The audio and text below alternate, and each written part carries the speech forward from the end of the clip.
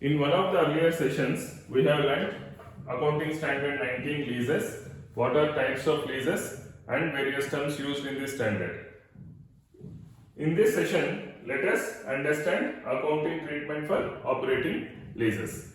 Before I jump into the accounting treatment, I will recap on few important terms which helps in understanding the accounting treatment of operating leases. What is a lease? Lease is an agreement whereby owner of an asset, that is the lessor, conveys to the other party, that is the lessee, for a payment or a series of periodic payments, that is lease rentals, for use of an asset for an agreed period of time, that is called lease. Next, what are the types of leases?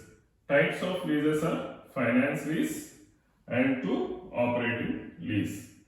Finance lease is where it transfers substantially all the risks and rewards incident to an asset, then it is called finance lease. Here the ownership may or may not be transferred, but it allows the transfer of substantially all risks and rewards. Where substantially all risks and rewards are not transferred, then it is called operating lease. Now let us understand what are minimum lease payments. Minimum lease payments means the lease rentals which are paid by the lessee to the lessor for a agreed lease term, then it is called minimum lease payments. But minimum lease payments does not include contingent rents or cost of services rendered, etc. However, it includes guaranteed residual value by the lessee. Guaranteed residual value. That is called minimum lease payments. Now, with this basic backdrop, let us start understanding about what is the accounting treatment for operating leases in the books of the lessee. See, lessee is a person who has taken the right of use of an asset. So he, as we understood that it is an operating lease where the substantially all risks and rewards are not transferred to the lessee. So here whatever the lease payments he is making to the lessor should be treated as an expense in the profit and loss account on a straight line basis. Please understand, it is on a straight line basis. Say for example, the agreement may be for 3 years, 5 years, 10 years. Oh, but the rent, whatever the lessee agreed to pay to the lessor, may not be same over the entire period of the lease term. It may undergo change after 3 years or 5 years or 7 years as agreed between the parties. So initially the rent may be less, over a period of time it keeps increasing, and in the terminal period it will be higher. So what the standard says is, whatever may be the rent, it has to be on the straight line basis. So what do you mean straight line basis? Suppose in first year the rent is 1000 rupees, second year it is 2000 rupees, third year it is 3000 rupees, then you have to do a straight line basis. This is 1000 plus 2000 plus 3000, total 6000 divided by 3 years, that equal to 2000. This is the straight line rent which is applicable over 3 years, that is first year 2000, second year 2000, third year 2000.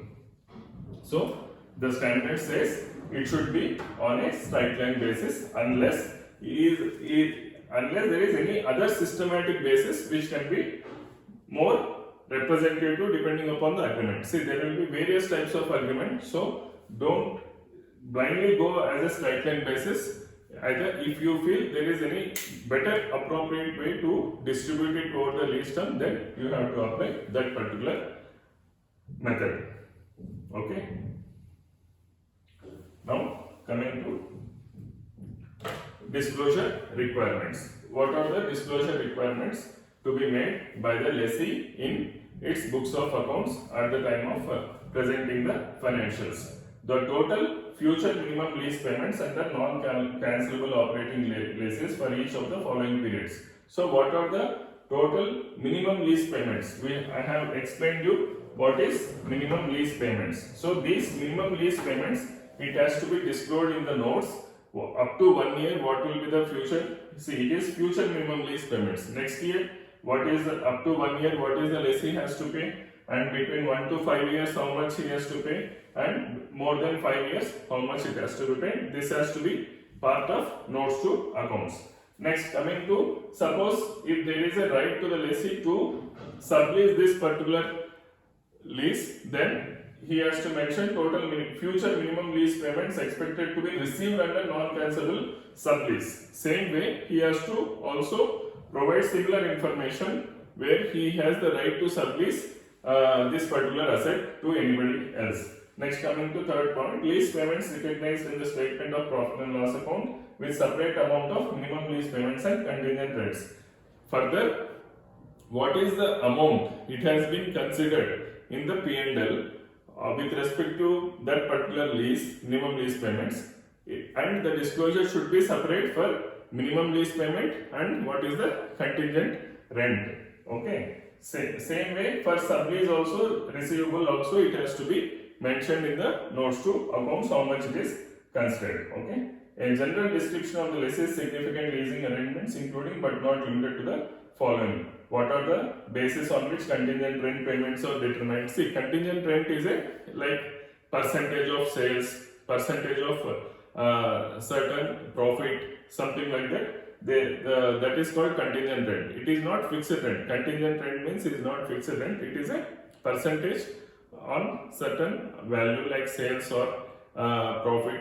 So that on what basis it has been determined, that explanation also to be given. The existence and terms of renewal or purchase options and escalation clauses. These are the main clauses of the agreement, should also be mentioned in the notes to accounts. Restrictions imposed by the lease arrangements such as those concerning dividends. Suppose if there is any restriction to the lessee with respect to the agreement in declaring dividends or additional debt or further leasing, like sublease. If there is no sublease, then lessee should not give any sublease. See, these requirements are not applicable for Type 2 and Type 3 as per disclosure norms. Okay. Now, let us go into accounting treatment in the books of lessor.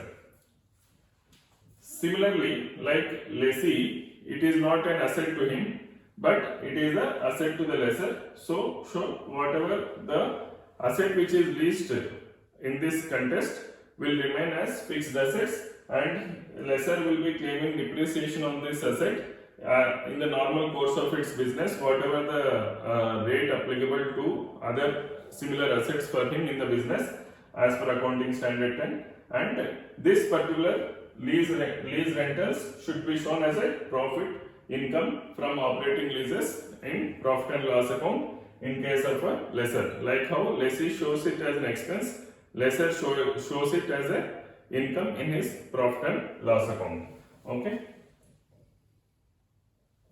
Now let us take one simple example how it actually works in the. We have discussed in how it is shown in the financial notes to accounts. Let us take one simple examples how entries are required to be passed for this particular operating leases.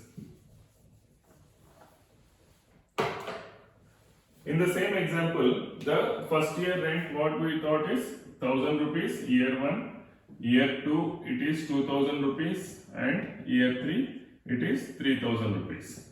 So rent equalization is 6000 divided by 3 years is equal to 2000 per year. Okay. Now what the standard says is either the lessor or the lessee should account this 2000 in their profit and loss account, either expense or income. Okay. Now we will take for example the lessor. How lessor does this. Okay. Now in the year 1 what happens? Actual rent received is 1000 rupees, because agreement says first year lessee is supposed to pay only 1000 rupees. In year 2, rent received, I will write here rent received, it is 2000, and in year 3 it is 3000. Now as per the standard says to consider 2000 or as a straight line basis. So rent equalization amount is 2000, 2000 and 2000. So the difference amount of here minus 1000, 0 plus 1000. Okay, sorry, this is plus 1000. So this in year 1 lesser has to account higher income of 1000 rupees, and in year 3 lesser has to account less income in its profit and loss account by 1000 rupees. Okay, now in the books of lesser the accounting entries will be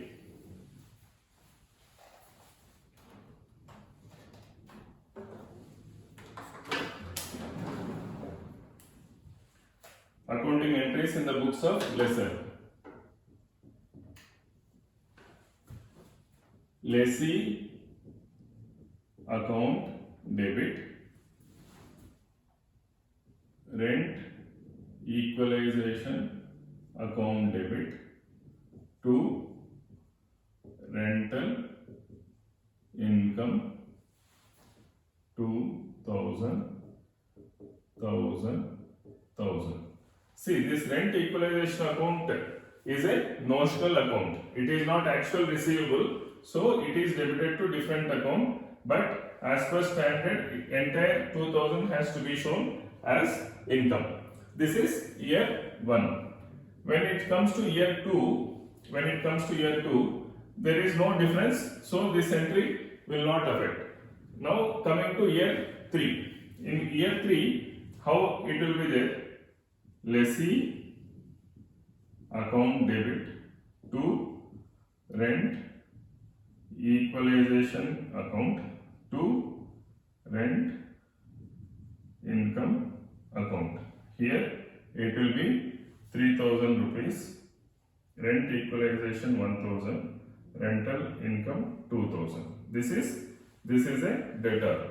So this 1000 whatever we have debited here, it is getting cancelled here, and the income it is taken as per standard 2000 rupees, and the lessee is debited with 3000 rupees, which is the actual rent. Okay, this is the similar way reversal entries it happens in case of lessee. Okay, hope you understood this. This is very important. Either in case of the lessee or lesser, the rent income or expense has to be recorded on a equalization basis, that is on a straight line basis, unless if it is there any other more appropriate way to distribute it. Okay, thank you.